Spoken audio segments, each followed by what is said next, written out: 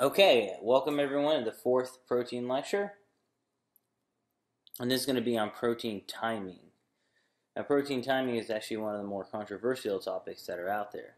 Some people say it means something, some people say it doesn't. Question is, what does the data actually say? So this is a study by Tipton. And what they're looking at the left of the graph, is protein synthesis after exercise in a placebo group, a mixed amino acids group, or essential amino acids group. And you look at protein breakdown to the right of that.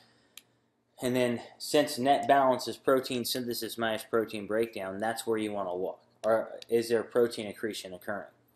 Now, if you exercise and you're completely fasted, net protein balance is negative.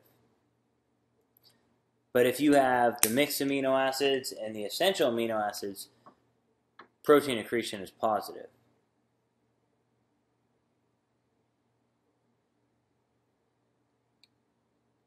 Now here's the thing. Protein synthesis immediately following exercise is greater at higher doses than resting.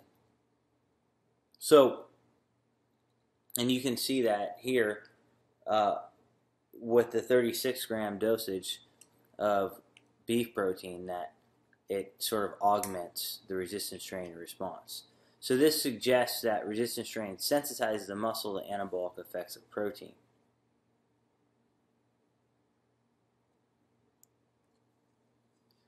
Now, after exercise, it seems that higher doses may be more efficacious as compared to when they're at rest. So 20 grams of whey protein increased protein synthesis by 49%, whereas 40 did it by 56%. Now, if you're an athlete and you're looking for percentage points, then that counts. 30 to 40 grams of protein can be beneficial. If you're more interested in just the pure statistics and don't care about the practical significance, then there's no difference between the two.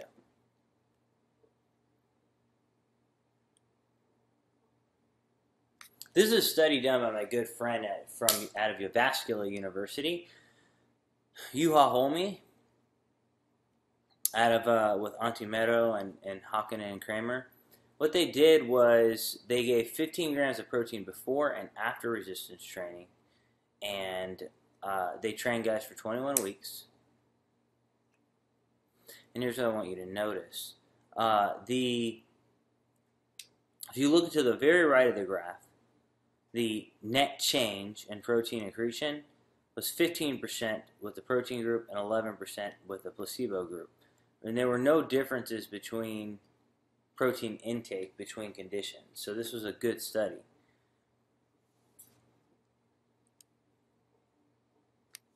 Also, the protein group increased CDK2 by 340% in 1 hour after exercise and prevented myogenin decline. So, what is CDK2? It's a positive regulator of the cell cycle for satellite cells, and myogenin regulates satellite cell differentiation.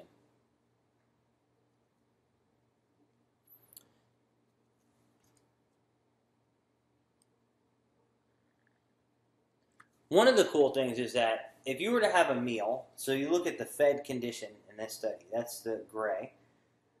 If you were to have a meal, at 3 hours, protein synthesis would be up. At 5 hours, it would be back down to baseline. If you were to have a meal immediately after you trained, it would not be back down to baseline at 5 hours. So this suggests that protein synthesis is extended following training plus amino acids as compared to feeding alone.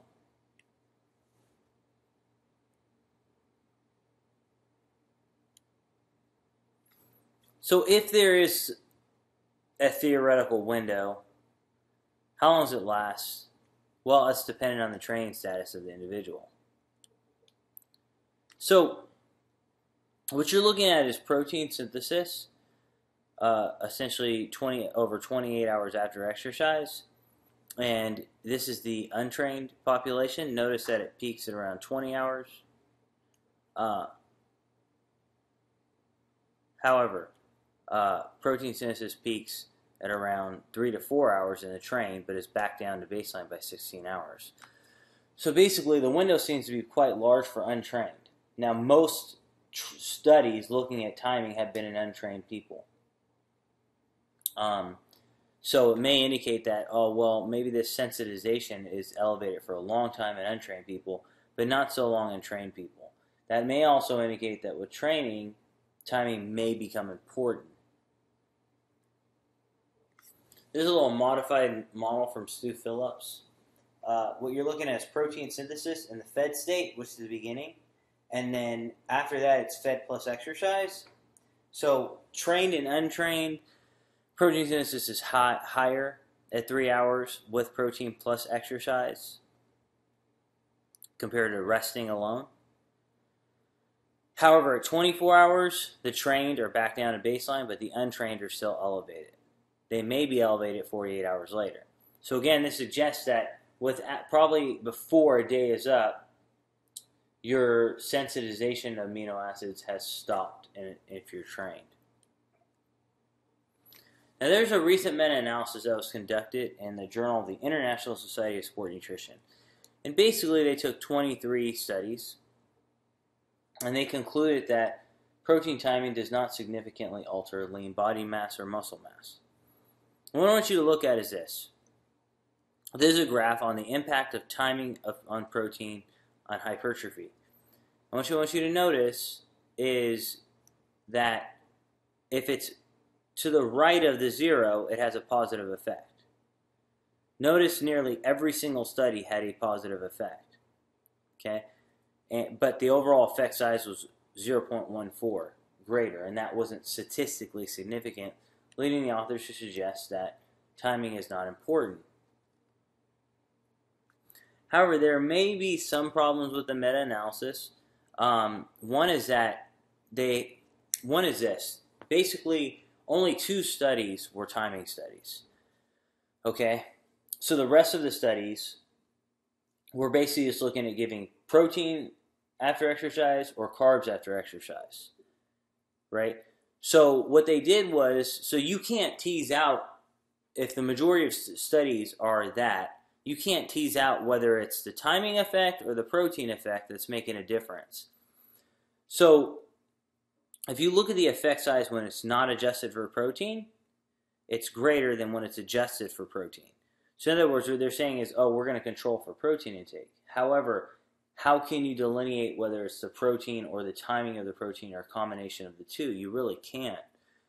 But on top of that, if you look at this Paul Cribb study here in 2006, protein intake for morning and evening group, that's the group that received protein before exercise and after exercise. In the morning and the evening, was no different than protein intake before exercise and after exercise. So the correction factor, I think there's a mathematical mistake there.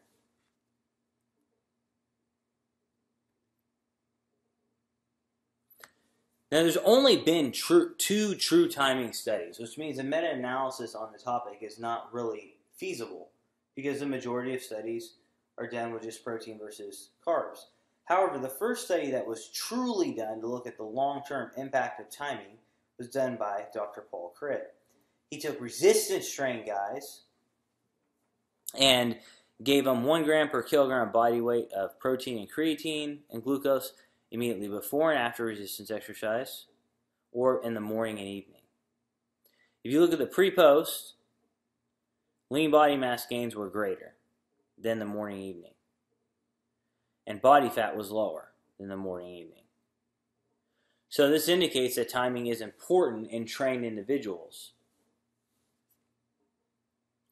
The other study that was done, and also bench press strength was greater, squat strength was better. Deadlift was trending to be better.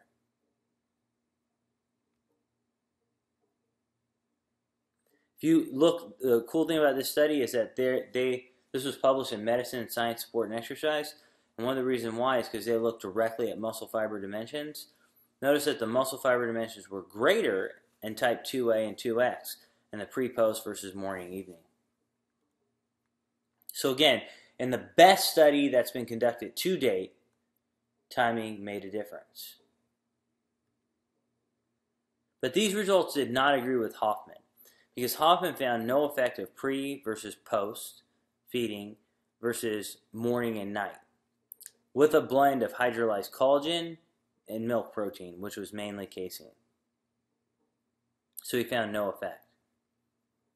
However, a couple things. One, Cribb had only whey and creatine. Hoffman had collagen, whey, and casein. So the quality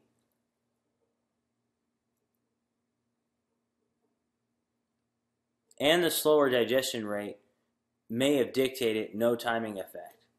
Some people say, or the addition of creatine to the Cribb model, but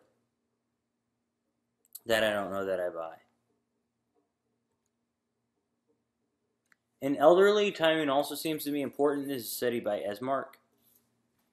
And what you're looking at is changes in muscle fiber area in the immediate group, which is PO, and then a group that delayed protein intake by 2 hours, which is P2. So in the elderly, basically, consuming protein immediately after exercise was more beneficial than waiting 2 hours. You see strength is also greater in the immediate group than the 2 hour delay.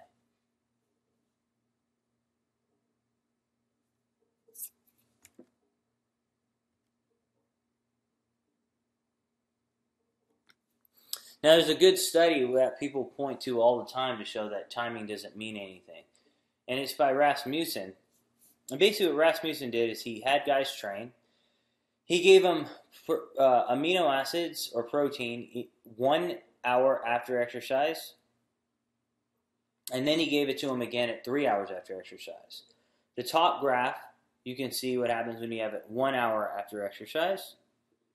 And you notice that protein synthesis peaks 1 to 2 hours. However, the same equal increase occurs at 3 to 4 hours.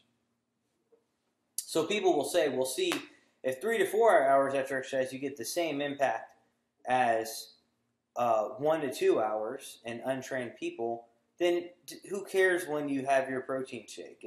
There's no window. However, I would argue that if you're untrained, you're sensitized for 24 to 48 hours.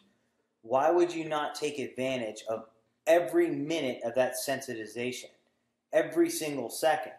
If you're trained, it becomes even more beneficial.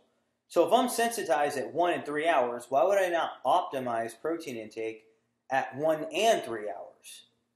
Because it's not either or. It's not one single dose. It's optimizing the 24-hour protein balance that counts.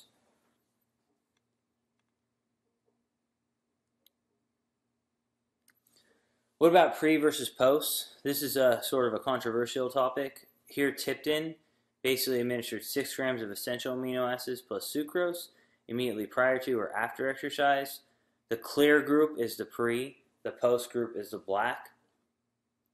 You see at rest no differences. After exercise or during exercise, the pre group increased protein synthesis while the post stayed the same. And 1 hour after exercise, the pre-group still greater than the post. So this study suggested, oh, well, it'd be good to have amino acids right before you exercise.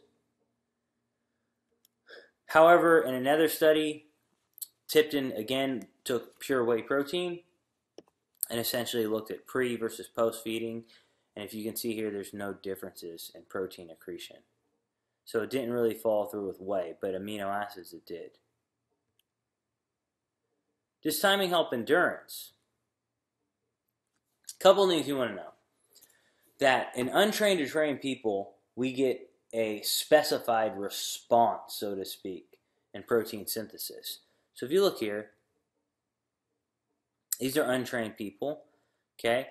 And you have the white, which is the endurance, and the gray, which is resistance training. You see protein synthesis at rest. This is myofibrillar, or contractile protein synthesis, and then you see post-exercise. Endurance does not stimulate protein synthesis, resistance training does. The same story happens in trained individuals. However, in untrained individuals,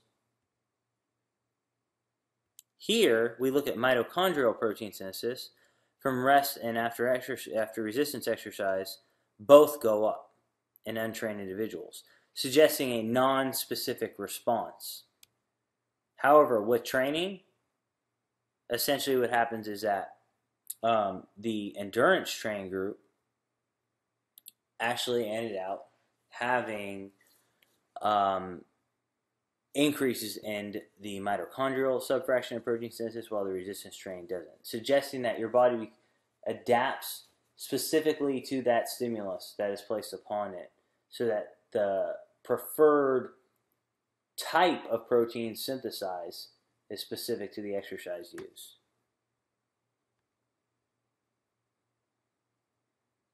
This is a study by Levenhagen, and what they did was immediately or 3 hours delay of carbs plus protein following a 60-minute bout of endurance exercise. The black group is protein synthesis in the group that got it immediately after exercise, and the clear group at the bottom of the graph is the one that got it 3 hours after. Notice that protein synthesis is greater in the early group than the late group.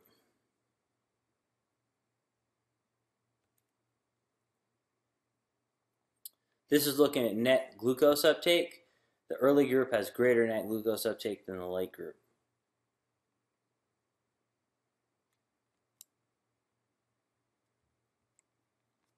Now, one of the things we know is that carbohydrates, or carbohydrates plus whey, seem to augment these adaptations in mitochondria.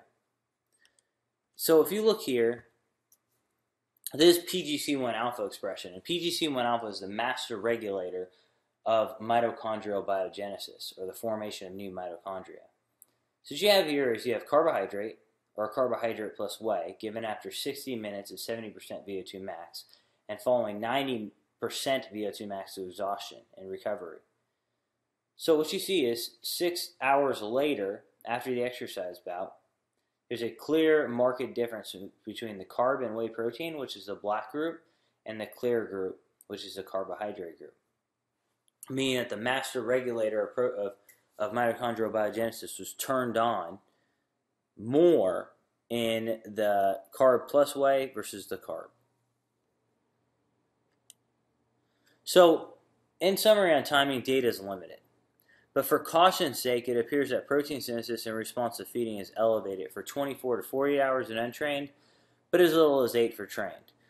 Thus, it is likely that any protein consumed within that time frame will have enhanced anabolic effects. It is critical that individuals take advantage immediately following and through the entire sensitization period.